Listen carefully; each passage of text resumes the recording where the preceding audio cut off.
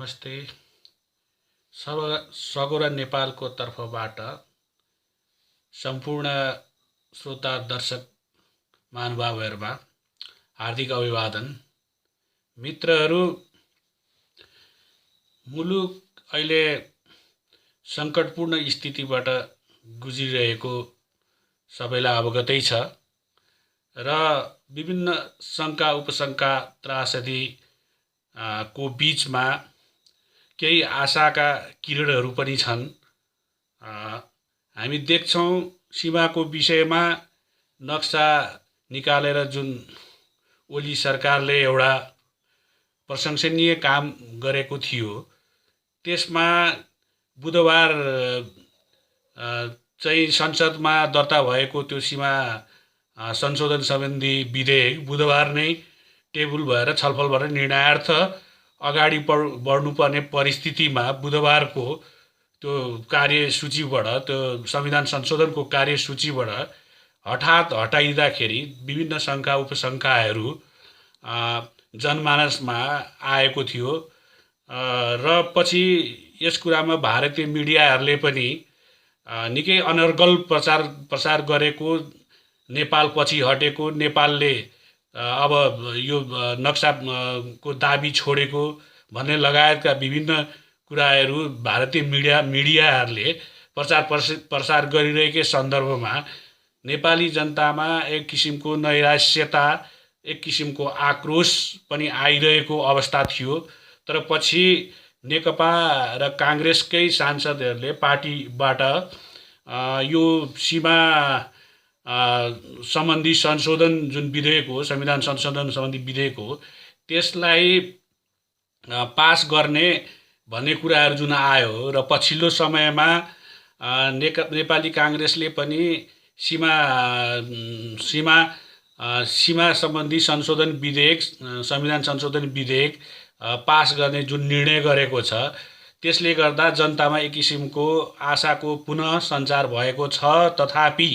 तथापि अहिले पूर्ण आशंका हटिसकेको परिस्थिति छैन र यसमा षड्यन्त्र र यसमा निकै फेरि पनि अवरोधहरू आउन सक्ने अवस्था वर्तमानमा छँदै पनि छ। किनभने भारतीय पक्ष यो संशोधन विधेयक पास नहोस्, नेपालले जुन नयाँ सीमा लिम्पियाधुरा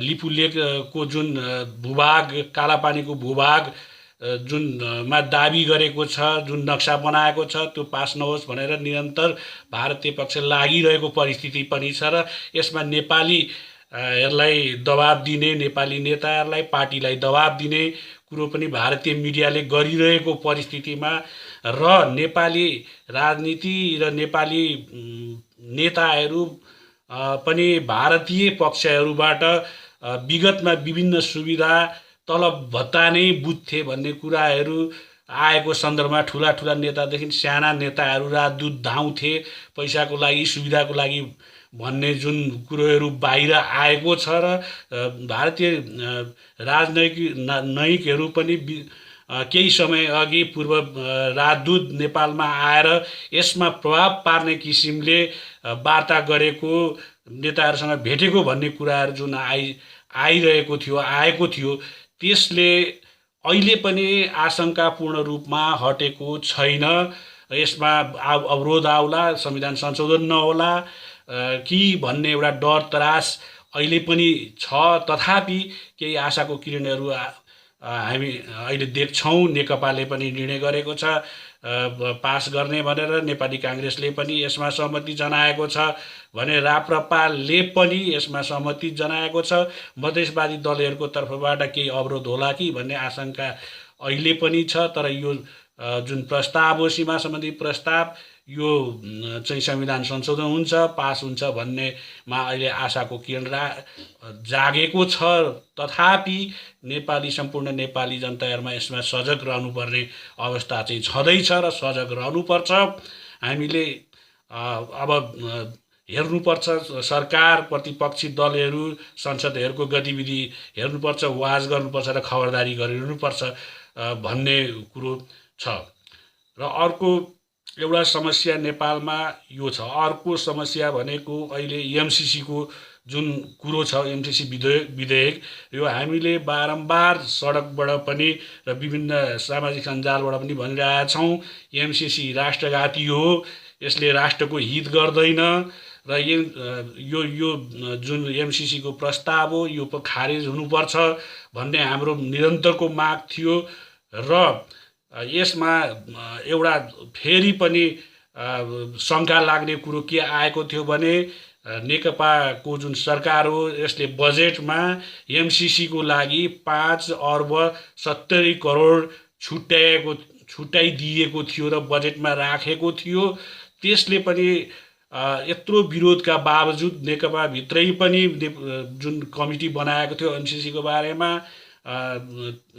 झलनाथ खनालको नेतृत्वमा, त्यसले यो एमसिसीलाई चाहिँ स्वीकृति दिनु हुँदैन भनेर आइरहेकै परिस्थितिमा पनि यो बजेटमा आउँदा एउटा शङ्का उपशङ्का भइरहेको थियो। अब यो एमसिसीलाई दबावमूलक तरिकाले हैन अमेरिकाले यसलाई चाहिँ विभिन्न दबाबहरू दिएर, डर त्रास दिएर, लोभ प्रलोभन दिएर एमसिसीलाई पनि पास गराउँछ भन्ने जुन त्रास थियो, त्यसमा अलिकति यो खारेज प्रक्रियामा जान्छ कि जाला कि भन्ने आशाको किरण फेरि पनि पलाएको छ। किनभने नेकपाको केन्द्र समितिको बैठकले बजेटबाट जुन त्यो 5,70,00,00,000 छुट्याइएको थियो एमसिसीको लागि, त्यसलाई हटाउने निर्णय गरेको छ र यहाँ पनि एउटा आशाको किरण छँदैछ। राष्ट्रघात नहोला, एमसिसी पास नहोला भन्ने आशाको किरण छँदैछ। किनभने एमसिसी चाहिँ इन्डो पेसिफिक रणनीति, सैन्य रणनीति अन्तर्गतको हो भन्ने कुरा जतिसुकै पछिल्लो समयमा अमेरिकन कूटनीतिज्ञहरूले प्रष्ट पार्न खोजे पनि अमेरिकन अधिकारीहरूले नै, अथोरिटीहरूले नै यो चाहिँ के अरे इन्डो पेसिफिक रणनीति, सैन्य रणनीति अन्तर्गतै छ भन्ने हो, रणनीति अन्तर्गतै सञ्चालन हुन्छ भन्ने कुरो आइरहेको बेला अथोरिटीबाट आएकै हो, त्यो आएकै हो। त्यसमा त्यो रणनीतिक सैन्य रणनीति अन्तर्गत नै यहाँ एमसिसीले काम गर्ने हो, यसमा पनि दुविधा छैन र यो राष्ट्रघाती हो। यसले हाम्रो के असंलग्न परराष्ट्र नीति नेपालले अवलम्बन गर्दै आएकोलाई पनि घात गर्छ। चीनलाई घेराबन्दी गर्छ, हाम्रो छिमेकी मुलुक मित्र राष्ट्रलाई घेराबन्दी गर्छ र त्यही एमसिसीको न्युमा यहाँ इसाईकरण, अमेरिकाले इसाईकरणलाई जोड दिन्छ, इसाईकरणलाई बढावा दिन्छ भन्ने शङ्का उपशङ्का निराधार होइन, यसमा आधार छ। किनभने केही समय अघि अमेरिकन एम्बेसीले नै इसाईकरण के अरे इसाईलाई प्रचार गर्न नदिएको, धर्मान्तरण गर्न नदिएको कुरा उठाएको थियो एम्बेसीले नै र एउटा के अरे असन्तुष्टि व्यक्त गरेको थियो। यो परिप्रेक्ष्यमा अन्तर्राष्ट्रिय स्तरमा अमेरिकाले चाहिँ जुन दबदबा कायम गरेको परिस्थिति छ, उसले त्यसभित्र जुन देशभित्र पस्छ त्यसको स्रोत साधनमाथि जसरी हस्तक्षेप गर्न खोज्छ, जसरी कब्जा गर्न खोज्छ, त्यसले जुन द्वन्द्व सिर्जना गर्छ त्यो विश्वको इतिहासबाट इराक, इरान, अफगानिस्तानबाट हामीले देखेकै छौँ। र यहाँ पनि युरेनियम 35 टन युरेनियम मुस्ताङ जिल्लामा, मकवानपुरदेखि मुस्ताङ जिल्ला 4-5 जिल्लामा छ र त्यसमाथि आँखा अमेरिकाले लगाएको छ भन्ने कुरा पनि आएकै हो। र यही सन्दर्भमा आइएईले अहिले नेपालको युरेनियम उत्खनन गर्ने प्रस्ताव जुन पेश गरेको थियो त्यो पनि संसदमा टेबल भएकोले यो आशंकालाई अझ जोड दिन्छ। र अमेरिका, किनभने आइएईए एउटा अमेरिकन समर्थित अन्तर्राष्ट्रिय संस्था हो र यो संस्थाले चाहिँ परमाणविक इनर्जी को फिल्डमा काम गर्छ र यही संस्था हो जसले चाहिँ के अरे इराकमा परमाणविक हतियार छ, केमिकल वेपन्स छ भनेर दाबी गरेको थियो र त्यसैको आधारमा ठुलो त्यहाँ के अरे अमेरिकाले आक्रमण पनि गर्यो इराकमा र धेरै मानिसहरू त्यसैको न्युमा मारिए पनि, तर पछि त्यहाँ के अरे परमाणुिक अस्त्र, एटोमिक वेपन्स र केमिकल वेपन्स पाइएन र त्यो आइएइए भने झुटा साबित भएको एउटा इतिहास पनि छ। त्यसको बावजुद आज यहाँ आइएइएले के नेपालमा युरेनियम उत्खनन गर्ने कुरो आएको छ र यो एमसिसीसँग पनि जोडिन्छ, अमेरिकन नियतसँग पनि जोडिन्छ। यो एमसिसी चाहिँ राष्ट्रघाती हो, किनभने यसमा जुन एमसिसीमा शर्तहरू छ त्यो नेपालको हितमा छैन, नेपालको अखण्डता, नेपालको स्वाभिमानको हितमा छैन, नेपालको सम्प्रभुतालाई आघात पुर्याउने खालको छ भन्ने कुरा चार पाँचवटा हाम्रो एमसिसीको शर्तबाटै जसले पनि अलिकति कम पढे लेखेको मान्छेले पनि, मूर्खै मान्छेले हेर्दाखेरि पनि बुझ्न सक्छ साथीहरू। उसको शर्तमा के छ भनेर हामीले यसो चार पाँचवटा शर्त हेऱ्यौँ भने के भन्छ भने एमसिसीले यो परियोजना, एमसिसी परियोजना नेपालमा लागू भएपछि त्यसको सम्पूर्ण बौद्धिक सम्पत्तिमा पुरै अमेरिकीको अधिकार हुन्छ भन्छ एउटा। अर्को के भन्छ भने यो परियोजनाको लेखा परीक्षण अमेरिकन कम्पनीले मात्र गर्ने, नेपालीले गर्न नपाउने भन्ने शर्त राखेको छ। र अर्को शर्तमा देशको संविधान कानुनभन्दा एमसिसीको नियम नै माथि रहन्छ र एमसिसीको नियमले यदि को विरुद्ध नेपालको संविधान छ, कानुन छ भने त्यो संविधानको प्रावधान, कानुन पनि एमसिसीको नियमको अगाडि निस्तेज हुन्छ भन्ने अर्को एउटा प्रावधान छ। अर्को प्रावधानमा यो एमसिसीको अनुमति बेगर नेपालको प्रशासन, नेपाल सरकारले कुनै पनि के अरे प्रतिनिधि त्यो एमसिसी परियोजनामा पठाउन पाउने छैन अनुमति बेगर भन्ने अर्को एउटा प्रावधान छ। अर्को प्रावधानमा प्रसारण लाइनको कन्ट्रोल गरे गोरखपुर प्रसारण लाइनको, विद्युत प्रसारण ग्रिडको कन्ट्रोल चाहिँ गोरखपुर इन्डियामा रहने अर्को एउटा प्रावधान छ भने अर्को प्रावधानमा के भन्छ भने नेपालले यस परियोजना अन्तर्गत आफूले पेश गर्ने जुन परियोजनाहरू छ त्यो परियोजना नेपालले पेश गर्दाखेरि चाहिँ भारतको सहमति पर्नेछ भन्ने प्रावधान राखिएको छ। यस्तो प्रावधान सहितको एमसिसी जुन छ, एमसिसी जुनको प्रस्ताव छ यो कुनै हालतमा पनि नेपालको हितमा छैन।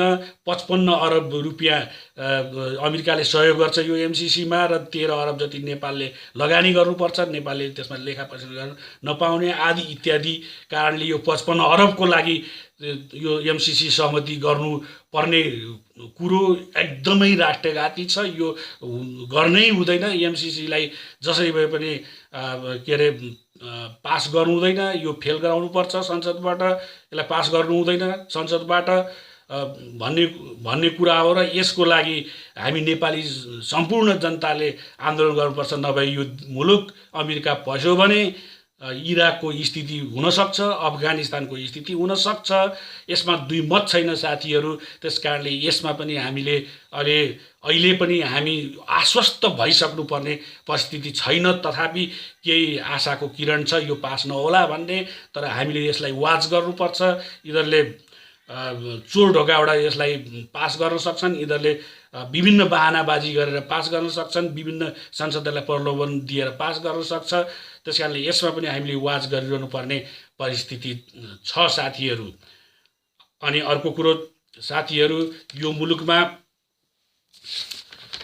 एउटा कुरा म अहिले जल्दो बल्दो कुरा यहाँहरू समक्ष राख्छु साथीहरू। रुकुमको जुन काण्ड भयो, दलित र गैर दलित बीचको जुन काण्ड हो, त्यसमा अहिले विभिन्न यमनो भन्ने संस्था लगायत इसाई को ब्याकिङ भएको संस्थाहरू, इसाई मिसनरीहरू यसमा आगो लाउन चाहन्छन् साथीहरू र यसलाई जातीय रङ दिन चाहन्छन् साथीहरू। जबकि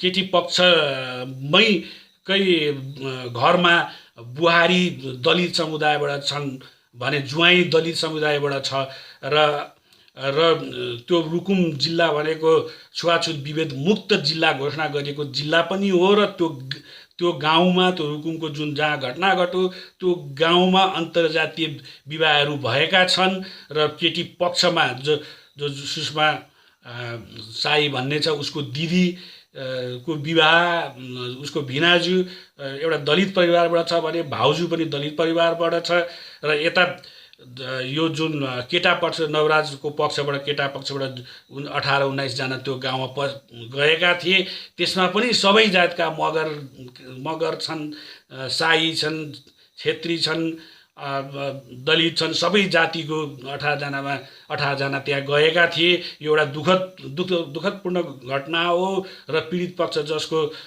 घरमा एक्लो छोरोको मृत्यु भएको छ मरेको छ अथवा मारिएको छ ऊ दुखी हुनु पीडित हुनु स्वाभाविक हो। उसप्रति सबैको सहानुभूति छ र त्यहाँ गलत भएको छ त्यहाँ अपराध भएकै छ एक किसिमले र अपराधीलाई सजाय पनि हुनुपर्छ। तर यसमा जातीय रङ दिन पाइँदैन साथीहरू। यो जातीयताको हिसाबले विभेदको हिसाबले भएको घटना होइन भन्ने हाम्रो सरकार नेपालको धारणा पनि हो साथीहरू। र दोषी छुट्नु हुँदैन। हत्या प्रत्यक्ष हत्या नभए पनि अप्रत्यक्ष रूपमा उनीहरूलाई त्यो भेरी नदीमा हाम फाल्न कुद्न बाध्य बनाएको छ एउटा भिडले। त्यसकारणले त्यसमा गलत भएको देखिन्छ र अपराधीले सजाय पाउनुपर्छ हाम्रो भन्ने मान्यता हो र यसैको कारणले यो जातीय विभेदको घटना हो भनेर निर्णय गरिहाल्नुपर्ने परिस्थिति पनि देखिँदैन। तथापि यसमा सरकारले तटस्थ छानबिन गरोस्, यसमा निष्पक्ष छानबिन गरोस् र जे निष्कर्ष हो त्यो निकालोस् र अपराधी नछुटुन्, अपराध गर्नेहरू नछुटुन्, सजाय होस् भन्ने हाम्रो चाहना हो साथीहरू। यसरी देशको परिस्थिति यस्तो छ कि हामी ढुक्क भएर बस्न सक्ने अवस्था छँदै छैन। तर पनि अब यहाँ चलखेल धेरै छ। यो चलखेल हुनुको पछाडि के भने हाम्रा राजनीतिज्ञहरू पार्टीहरूले जति पनि आन्दोलन गर्यौँ हामी नै मिलेर जति पनि आन्दोलन गर्यौँ 46 सालको आन्दोलन होस् 62-63 को आन्दोलन होस् र पहिलेका 7 सालको आन्दोलन किन नहोस्, यसमा हामीले हाम्रै शक्ति नेपालीहरूकै शक्तिले आन्दोलन गर्ने माओवादीको जनयुद्ध पनि किन नहोस्, यो आफै शक्तिले आफै भित्र आन्दोलन गर्ने एउटा किसिमले नगएर विदेशीको सहयोग विशेष गरी भारतको सहयोगमा 7 सालको आन्दोलन पनि भयो भने 46 सालको आन्दोलन 62-63 को आन्दोलन पनि भारतको सहयोगमा भयो। 12 बुँदे सहमति गऱ्यौँ हामीले। माओवादीको जनयुद्ध समेत चाहिँ भारतको सहयोगमा भयो। भारतले माओवादीका नेता बाबुराम प्रचण्ड जस्ता नेतालाई सेल्टर दियो, आर्थिक सहयोग गर्यो र यो हामी सबैले आन्दोलन गर्ने बेलामा विदेशीको सहयोग लियौँ, विदेशीको पैसा लिएर विदेशको भौतिक सुविधा लिएर हामीले आन्दोलन गऱ्यौँ। यसैको परिणाम हो आज हाम्रो हातमा छैन शासन व्यवस्था र युरोपियन युनियन अमेरिकन लगायत इसाई मिसनरी समेतले हाम्रा नेतालाई फुटबल बनाइरहेको परिस्थिति छ साथीहरू। र आफैले आफ्नो देशको निर्णय गर्न नसक्ने परिस्थितिमा नेता छन् साथीहरू। र यो यसले गर्दा यहाँ एउटा किसिमको अराजकताको परिस्थिति छ। यो हाम्रो अहिले कोरोना भाइरसले गर्दाखेरि जुन परिस्थिति निर्माण भयो, सरकारले ती पीडितहरूलाई राहत सहयोग दिन सकेको छैन। घरमा खाना नभएर कोरोनाको त्रासले भन्दाखेरि भोकले मान्छेहरू मरिरहेछन् मित्रहरू, र यसतर्फ सरकारको ध्यान जानुपर्छ भन्ने हाम्रो माग हो। र विदेशमा रहेका हाम्रा नेपालीहरू चाहिँ बस्न अहिले बाध्य छन्। नेपाल फिर्ता आउनुपर्ने जुन नेपालीहरू हुन् त्यो ठुलो सङ्ख्यामा, धेरै सङ्ख्यामा त्यही देशमा बाध्य भएर बस्न बाध्य भएका छन् र नेपालले ती नेपालीहरूलाई आफ्नो देशमा ल्याउन नसकेको परिस्थिति छ। सरकारको कमी कमजोरी यसमा देखिन्छ साथीहरू। र यसरी हामीले चाहिँ निर्धक्क भएर सरकारलाई चाहिँ ढुक्क भएर छोड्ने परिस्थिति पनि छैन। सीमा सम्बन्धी कुरामा पनि हामीले अहिले पुरै विश्वस्त हुन सक्ने परिस्थिति छैन। एमसिसीको विषयमा पुरै विश्वस्त हुने परिस्थिति छैन। र अहिले जुन युनियन उत्थानको कुरो आएको छ त्यसमा पनि पुरै विश्वस्त हुने परिस्थिति छैन। यो जुन सरकार हो, नेकपाको सरकार आयो, यसले भ्रष्टाचारमा यो चुल्लुममा डुब्यो। यो सरकारले बेथिति नै बढायो, भ्रष्टाचार बढायो र यहाँ तस्कर गुन्डाहरूकै हालिमुहाली भयो। र ओलीको जुन सरकार हो यसले एउटा बाटोमा दृढतापूर्वक जान नसक्यो, कुनै पनि इस्युमा जान नसकेको, भ्रष्टाचारीहरूलाई च्यापेको, गोकुल बास्कोटालाई, विष्णु पौडेललाई लगायत एनसेललाई छुट दिएको 70 अरब रुपियाँ उसले दिनुपर्नेछ, तर त्यसलाई त्यसै छुट दिएको छ। उता यति समूहलाई हचुवाको भरमा नेपाल ट्रस्टको थुप्रै जमिनहरू दिएको छ र त्यसमा यिनीहरूले लाभ लिएका छन्। साथीहरू, पार्टीका नेताहरूले लाभ लिएका छन्। र यो सरकार भ्रष्टाचारको दलदलमा चुल्लुममा डुबेको छ। र यो हाम्रो राष्ट्रिय अखण्डता, सम्प्रभुता बचाउने सवालमा पनि पुरै ढुक्क भएर हामीले यो सरकारलाई त्यसै छोडिदिने परिस्थिति छैन। जनता जागेनन् भने, जनताले वाच गरेनन् भने यहाँ जे पनि हुनसक्छ। र एउटै कुरो छ, हामी जनताले, हामी सम्पूर्ण राष्ट्रवादी शक्तिहरूले चाहिँ यो सरकारलाई वाच गरिरहनुपर्छ, दबाबमा राखिरहनुपर्छ। यो अहिले जुन पार्टीहरू छन् तिनीहरूले यो जनरल जीबी बक्सी भन्ने जुन इन्डियाको एउटा कूटनीतिज्ञ छन्, उनले नङ्गाइदिएको छ यी नेताहरूलाई, माओवादीका नेताहरूलाई, पार्टीका नेताहरूलाई हामीले विभिन्न सुविधा दिएको भनेर जुन नङ्गाइदिएको छ। र जुन यिनीहरूले सुविधा लिएका छन्, भौतिक सुविधा लिएका छन्, यिनीहरू इन्डियनहरूको पासोमा परिसकेको छन् यिनीहरू, यी नेताहरू। त्यसैले हामीले कुनै पनि बेला भारतीय पक्षले जालझेल गरेर हाम्रो यहाँको सम्प्रभुतामाथि र हामीले के अरे जुन नक्सा प्रकाशन गरेको छ सरकारले, त्यसमा ब्याक गराउन सक्ने परिस्थिति अहिले पनि छ। यसको एउटै उपाय छ, हामी सडकमा अब जानुपर्छ र खबरदारी गर्नुपर्छ र सरकारलाई चाहिँ गलत बाटोमा कुनै हालतमा जान दिनु हुँदैन। यदि गयो भने आन्दोलनको आधी बिहोरी उठाउनुपर्छ। र यसैले म आम नेपालीलाई के भन्न चाहन्छु भने हामी चाहिँ ढुक्क भएर नबसौँ, सतर्क रहौँ, देशलाई जोगाउन, देशको अखण्डता सम्प्रभुता जोगाउन सतर्क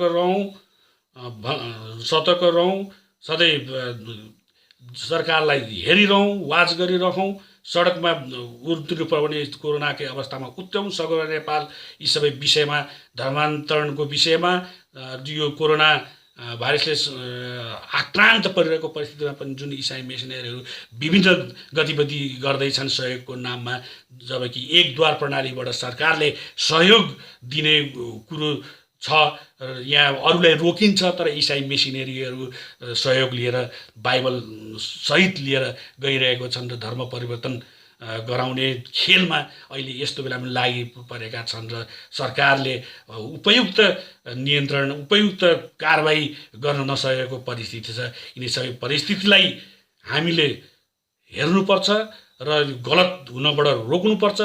यो देशलाई हामी वीर गोर्खालीका सन्तान हौँ, त्यसै सिद्धिन दिँदैनौँ, कुनै हातमा दिँदैनौँ। र हामी यो कोरोना भाइरसले क्वारेन्टाइनमा बसेकै बेलामा पनि सरकारलाई खबरदारी गर्नलाई फिल्डमा उत्रिनुपर्छ, बाहिर निस्किनुपर्छ, सडकमा निस्किनुपर्छ। साथीहरू, यो सबै साथीहरूलाई म नेपाली राष्ट्रवादी साथीहरूलाई आह्वान गर्दछु र सबै साथीहरू चाहिँ तयार भएर रहनु होला। हामी जानुपर्छ, फिल्डमा खबरदारी गर्नुपर्छ। यो गणतान्त्रिक जुन सरकार हो, यसले जुन यो गणतन्त्र जुन घोषणा भएको छ, भएको पनि 12-13 वर्ष भयो, यो अराजक तन्त्रमा परिणत भएको छ, लुट तन्त्रमा परिणत भएको छ यो गणतन्त्र। त्यसको पनि खबरदारी गर्नुपर्छ र यो देशमा अब चाहिँ एउटा स्थायी सत्ता, राष्ट्रवादी स्थायी सत्ताको खाँचो छ र पृथ्वीनारायण शाहले जुन एकीकरण गर्नुभएको थियो, त्यो एकीकरणको विरोधी राष्ट्रघातीहरू हुन्। त्यो एकीकरणको विरोध जसले गर्छ त्यसलाई नेपाली भन्ने अधिकार छैन साथीहरू। र तिनै पृथ्वीनारायण शाहको वंश को चाहिँ राज संस्था यो देशमा स्थायी राष्ट्रवादी शक्तिको रूपमा स्थापित गर्दा चाहिँ धेरै राम्रो हुन्छ। नेपालले एउटा स्थायित्व प्रदान गर्छ भन्ने पनि हाम्रो धारणा हो साथीहरू। यिनी सब कुराहरूको लागि म यहाँहरूलाई आह्वान गर्दै, आवश्यकता पर्यो भने सडक सङ्घर्षमा जाने आह्वान गर्दै यहाँबाट बिदा लिन चाहन्छु। जय राष्ट्र।